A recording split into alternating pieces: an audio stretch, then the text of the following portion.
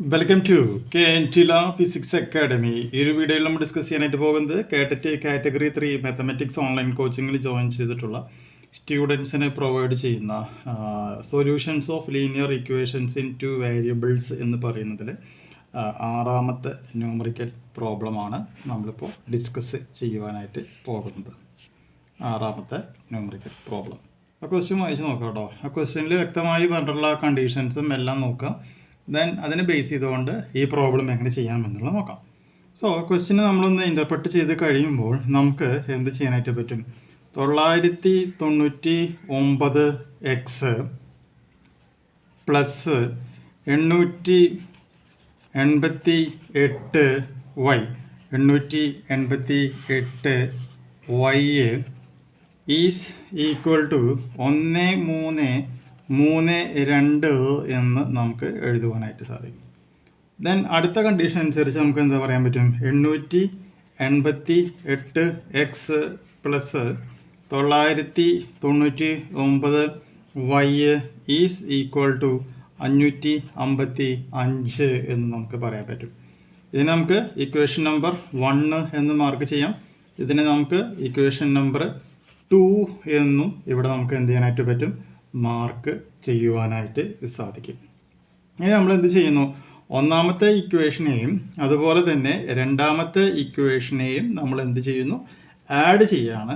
Add ചെയ്യുമ്പോൾ എന്ത് വരും? 1887 x plus 1887 y is equal to 1887 എന്ന് പറയുന്ന ഒരു വാല്യൂ നമുക്കിവിടെ വരും. അപ്പോൾ ഇവിടെ നോക്കാം, 1887 എന്ന് പറയുന്നത് കോമൺ ടൈം ആണ്, പുറത്തേക്ക് എടുക്കുക. അപ്പോൾ 1887 പുറത്തേക്ക് എടുക്കുമ്പോൾ ഇവിടെ എന്ത് വരും?